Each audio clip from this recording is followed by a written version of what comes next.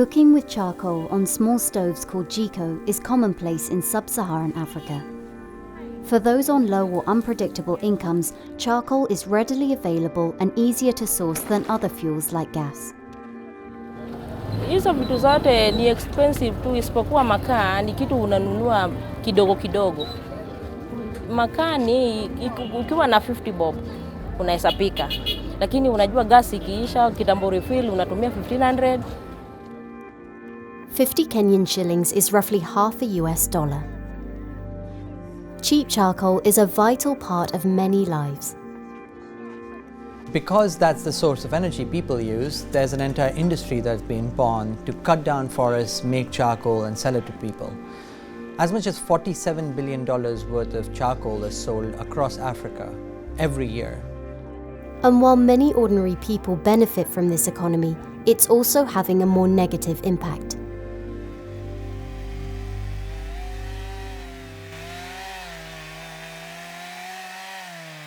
Charcoal production is the leading driver of deforestation in Africa and is also blamed for shortening lives. This indoor air pollution actually kills as many as 4 million people according to the United Nations. You also have to cut down the trees from active forests to be able to burn the wood for energy uses. And that means that releases carbon dioxide. And because you're deforesting, there is carbon that's stored in the soil in the forest, which is also released. So it's bad for health, it's bad for the planet. One Nairobi-based startup says it can disrupt this huge market by replacing the charcoal with a cleaner burning bioethanol that would also save African forests.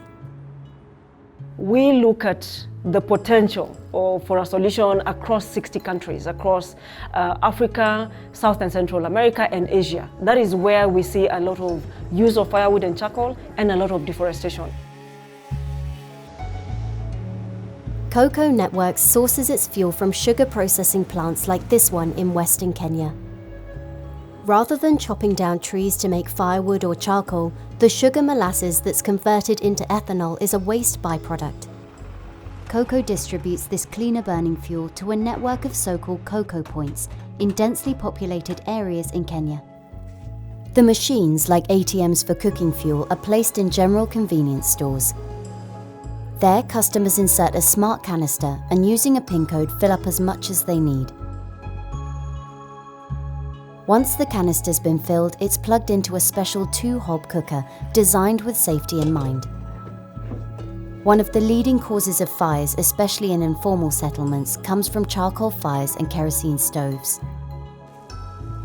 Before nilikuwa natumia gas, but mahali tulikuwa tunaishi, pale tulikuwa tunaishi, gas ilileta shida, ililipuka. Watu walichomeka, kuna wenye walikufa. Kutoka hiyo siku, nilisema yangu na gas iliishi hapo. Nikashift to makaa.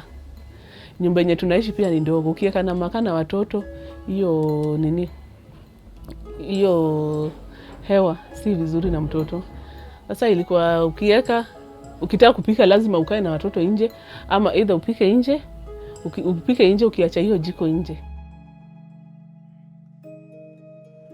So from cutting down air pollution, bioethanol is quite clean because it burns without producing all this particulate matter that is usually breathed in by women mostly who are doing the cooking, and then it goes all parts of the body, even to the brain.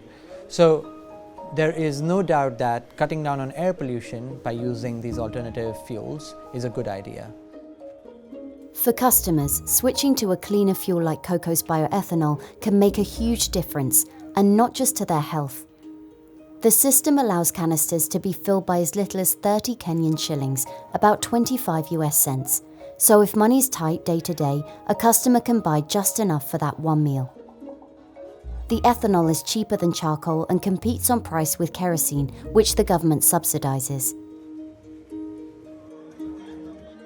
The system also appears to work well for shopkeepers who host the cocoa point too.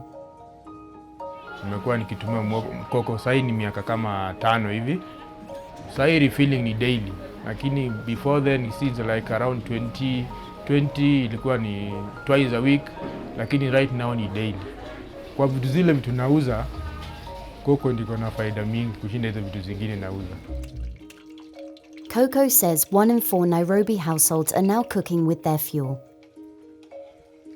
According to data from the United Nations, there's a reduction of over 5 tons of greenhouse gas emissions per household per year when changing from charcoal to a bioethanol like cocoa.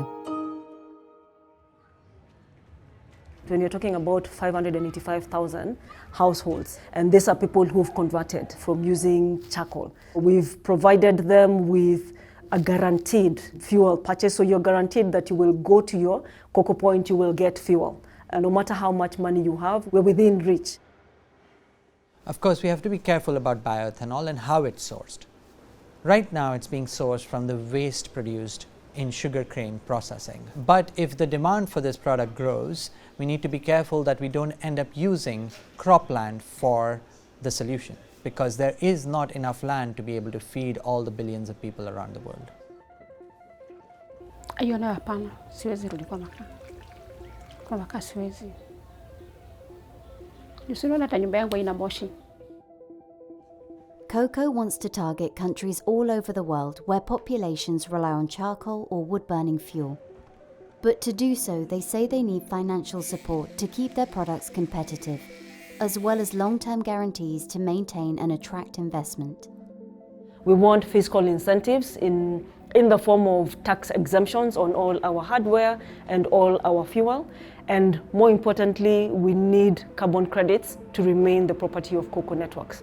That is important because we use the carbon credits to subsidize both the cooker and the bioethanol. And that is why we tell the government, give us the leeway, give us the exemption so that we are able to invest a lot faster, get to a lot of these households sooner rather than later, because we are seeing the impact of climate change. We are seeing what we are experiencing right now. So the sooner they give us exemptions, the sooner we are able to make the investment, the sooner Kenyans can start experiencing the benefits. Next year, they're hoping to start operations in Rwanda, where the government's agreed to waive taxes and import duties. A model Cocoa says is essential to getting cleaner fuel into more households to level the playing field with charcoal, which is entirely untaxed. Any kind of startup coming out with a new technology has to compete with existing solutions in the market. And as a new technology, it's not always going to be able to be as cheap as what's available on the market. So sometimes it helps if governments can step in. In this case, many governments have stepped in to cut taxes on fuel, and that goes a long way in making the product competitive in the market. But there's another challenge for startups, which is that they need to be able to grow. And so if there are ways in which that can be overcome by providing more skilled staff and supportive financing, then these kinds of technologies that cut emissions but also address other problems that are energy access, air pollution, can go a long way in helping develop a growing region.